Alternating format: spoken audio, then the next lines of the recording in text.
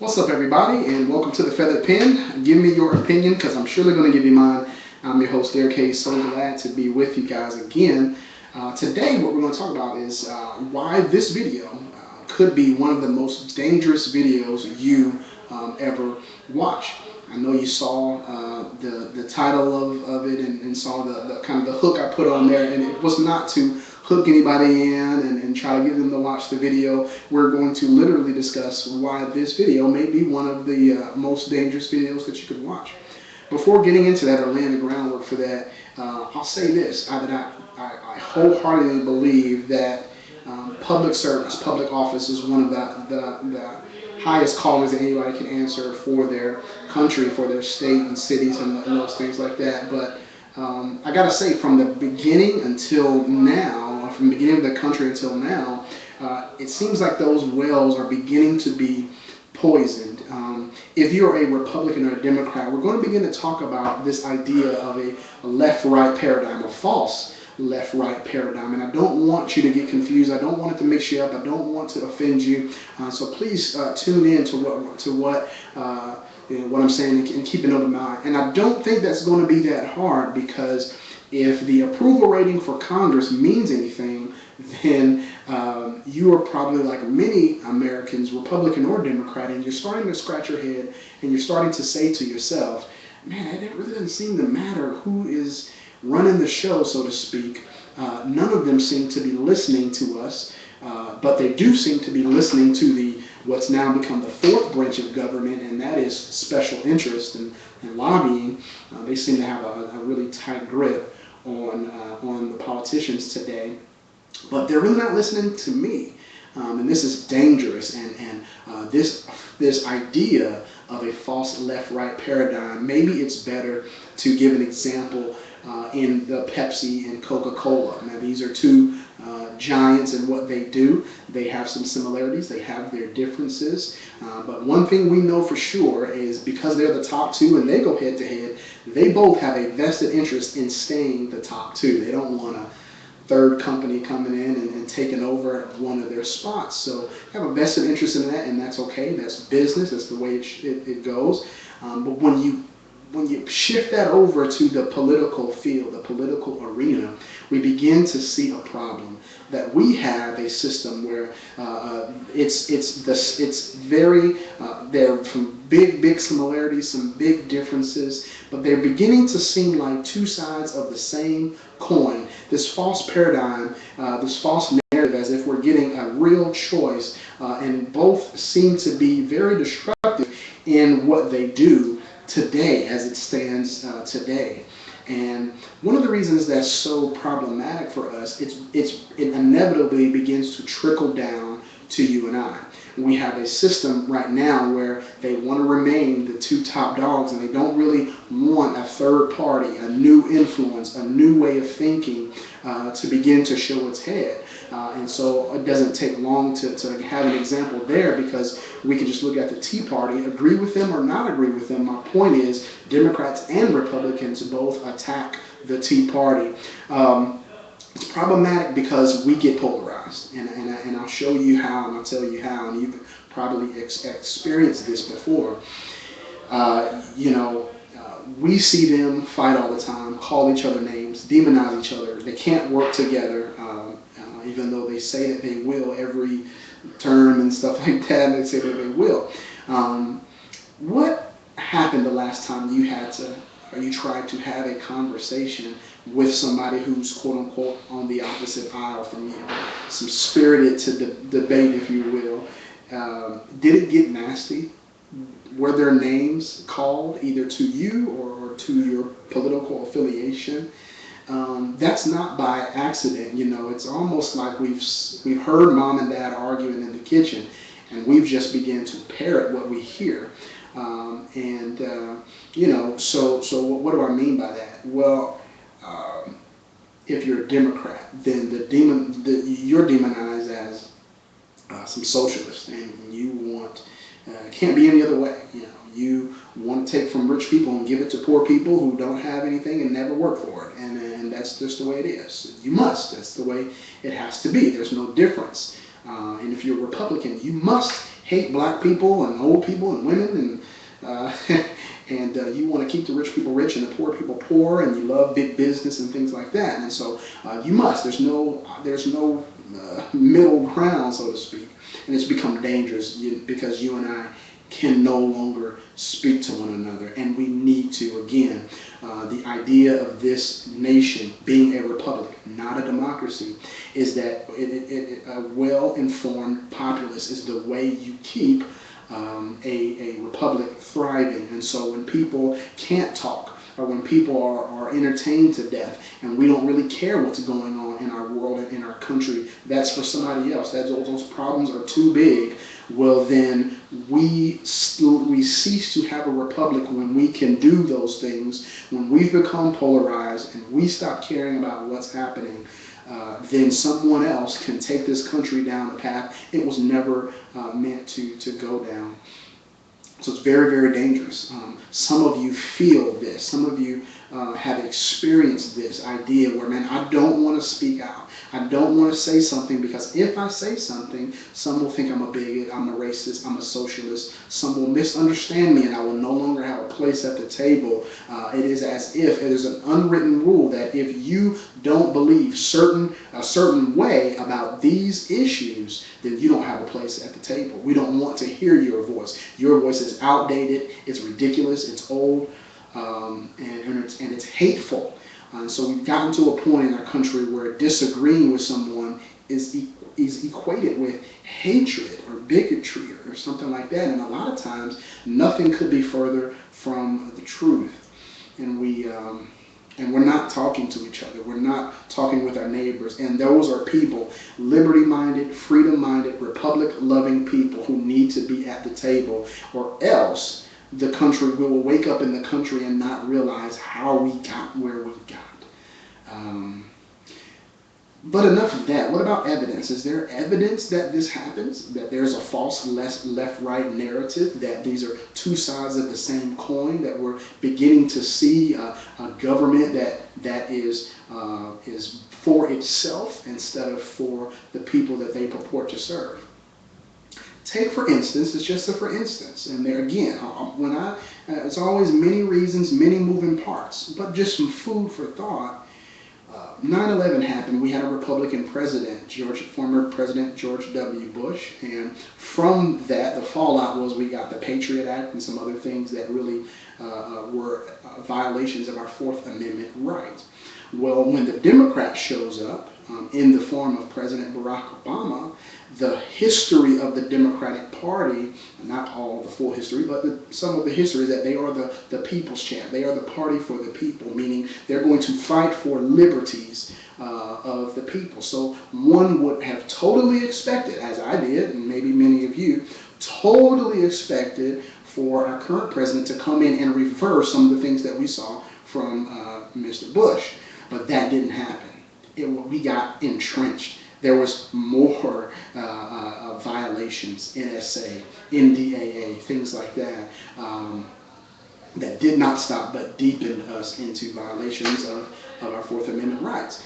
And so there's things like that where we can kind of prop up and see, man, maybe there is a false left-right paradigm. Maybe these are two sides of the same coin. And increasingly, if you are not a part of the conversation that they want to have, that government wants to have, then you are problematic. Now, the media is complicit in this. The media, they are complicit in this, because if you're a Republican, you have your news station. If you are a Democrat, you have your news station, and I don't even have to name them. That the brand is that thick where we all know exactly what stations I'm talking about. Well, instead of being journalists, instead of being news reporters and giving us whole stories so that we can stay well informed, instead of being republic-loving people themselves out to say, hey man, we've got to do our job so that the American people can make informed choices. Instead of doing that, they keep us in the same camps. So my camp over here, my camp over there, and then they continue the fighting and name-calling and things like that, and continue to perpetuate the image and the caricature of the other side, you see. And and that helps to keep you and I, again, divided, because we hear there's 24-hour news now, and we are hearing all the time about Democrats and Republicans and how, and we have come to a point, I think, where we don't even believe that the other party will hear, that the other person will hear my suggestions, hear what I think. I don't think we believe that. One of the things that cues me into that is this idea of, hey man, you don't bring up politics or religion. Don't bring up politics, with the people you love, with your family and things like that. And that's preposterous. And if we continue to do that, we'll continue to see the same things. A lot of you may be wondering, how in the world did we get here with all of these things? Why are we over in different countries, and we're doing drone stuff and all these type of things? How do we get this deep in? Well, if we don't step in now, we really won't recognize the country. You know who's a refreshing voice right now to listen to? Dr. Ben Carson. I don't know if you guys have been paying attention. A lot of people want him to run for president. We don't know. He appears to be a man of prayer, and he's prayerfully considering, and he throws out there, man, I'll do it if God wants me to. And obviously, I agree with a lot with what Dr. Carson has to say. One of the things that's refreshing is he says, man, he refuses to be politically correct, and that the PC police are always out. And he is an example of being able to articulate great ideals that the country is for us, the people, and then see the different attacks, and personal responsibility, and he gets attacked for all these type of ideals that our country is founded on, but he refuses to be PC about it. And he is, if nothing else, if all we get out of Dr. Ben Carson in this season is him saying, hey man, let's conversate, let's talk. Don't hold in your opinion. If you're feeling like, man, you're on the outside and you're on the fringe, you're probably the one that needs to begin to speak out and speak up for what you believe, and not be held back because you believe that you're going to be attacked. So he is infusing courage into America again. He has a couple of books out that that are definitely on my to read list, and that's America the Beautiful. And so I'm really looking forward to diving in. And the other one is what we can do about our current state that we're in, what each person can actually do to save the republic in a sense. And so I'm really excited about reading those. What can we do? And let me tell you, we don't have a lot of time. This is not a doomsday video, but we don't quite have a lot of time, because tables are turning before our very eyes, and which leads into why this video could be a very dangerous one. And we're talking about this narrative, this false left-right narrative, this idea that we have a choice, but we really don't. We really seem to be all going to, hey, this is the public opinion that you should hold, and if you don't, then we can't listen to you.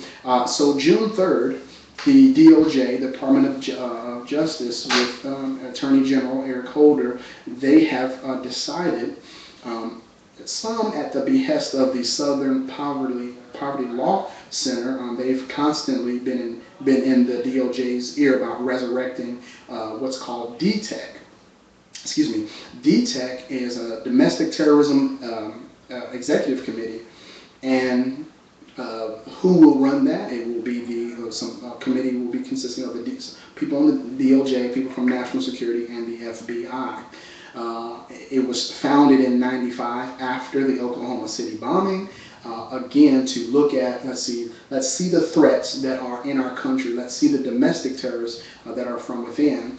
And they were actually, from what they say, slated to meet on September 11, 2001, but did not due to the terrorist attacks. And so then we began to focus outward, so it kind of dissolved a little bit. But now there is an interest in resurrecting, and in fact they have resurrected this idea of DTEC. And Attorney General Eric Holder says, specifically names some people that we have to watch out for, and that are anti-government groups or persons, or racially motivated groups or persons. And on the surface, that seems like a good idea. And again, a lot of things on the surface really seem like a good idea, but the thought, I'm not quite sure, is being put into where this can lead us. Maybe you have a good reason for doing it. Maybe there's but we're not thinking about where it could lead to in the future. And so what I want to pose is the same questions that Republicans are now asking, which is, well, who needs to be worried about this? When you say anti-government, should people who believe in the Second Amendment be watchful? Because we've seen what it looks like, the IRS being used as a political tool against people who have a different, idea, a different way of doing, a different way of thinking about how the country should be run. So you come with this saying, hey, there are people that we need to be watchful for, and these are anti-government people, so that when you see and when you hear this anti-government rhetoric, it's those people that we need to watch out for. Interestingly enough, what happened a week later, June 10th, I believe, in Vegas, you had the two individuals who walked into the pizzeria, shot two cops, claiming revolution, and now on the news media, it's the story about these two individuals are they belong to the Patriot movement, they believe in Second Amendment, and there's some other conspiracy things that they believe. Now, what that does, amongst other things, is now when I come here and I espouse some of the same ideals, again, I get cut off because there's not room at the table for that kind of talk. And now we see a twisting of the word patriot. It is now being synonymous with somebody who is not a patriot. They're flipping the word, maybe a little bit of double speak there about this word patriot now. And if you're using the word Constitution, and if you believe in the Second Amendment, and on we go. If we drill down a little bit deeper, we'll see something quite awful, and that is that with the FBI, with national security, you have to now figure out a way to surveil these individuals, right or wrong. We already know that Facebook and other social media are giving up information to security agencies. We know that. We know the NSA thing. We know we have all of these things that have been lined up and set up in place. But if we drill down deeper, now you're becoming the thought and speech police. You're becoming the thought and speech police. Because you set up some way to surveil this, because those agencies, FBI, national security agencies, the Department of Justice, they, as they say, work with local agencies. So there's a way to get the information to them. We already know that.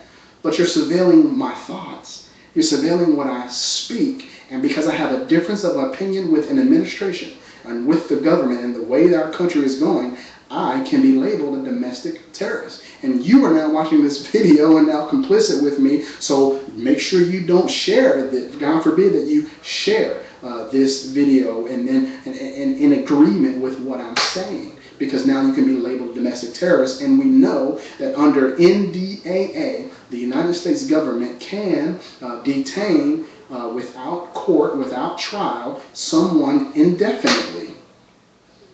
They can do that. So again, I am not, it's one of those things like in my mind, do I believe this will happen to me? Probably not. What I am saying is look at what we're setting up to happen. Because at what point does the outcry begin to be, hey, if you know who these groups are, don't wait to act. Don't wait until they act.